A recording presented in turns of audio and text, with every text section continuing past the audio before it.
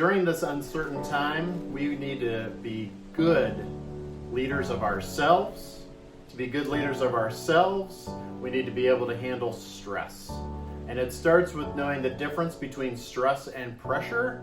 Pressure is what's happening out there. Stress is how you navigate and internalize pressure. So you need to ask the question, is this outside of me or is this happening into me? So pressure is usually external. Obviously, COVID-19 is pressure.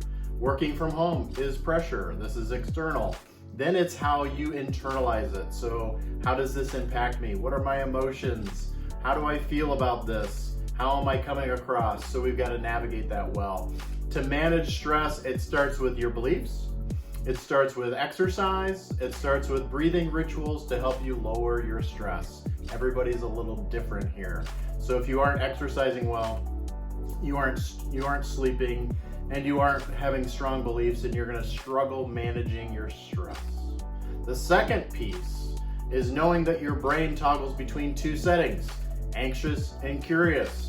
Anxious brain is when you are fearful of the past, you're concerned about the future, and you're not in the moment. In fact, when we're an anxious brain, this chemical called cortisol is released in our bodies, and it creates heart attacks and strokes.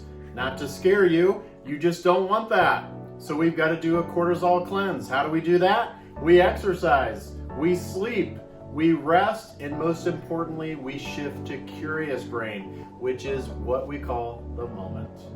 It's the moment that's happening right now for you as you watch this video. It's this moment that is right here, right now, and being mindful of that and asking the question, what am I learning?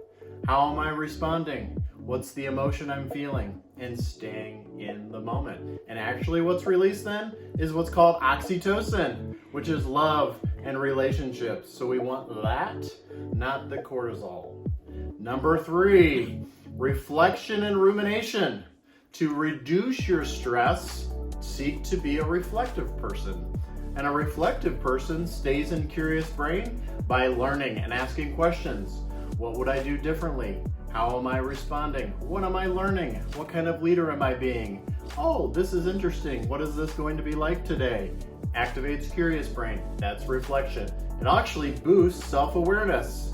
When you ruminate, your brain is just dwelling on the past, and it's like marinating in goop and gunk and junk, and we're often very self-critical. So those are the 3 ways that we handle stress, or really about how we lead ourselves.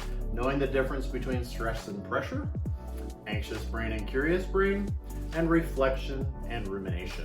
I hope this is helpful for you as you navigate all that's happening out there, and as you think to lead others, you better be good at leading yourself.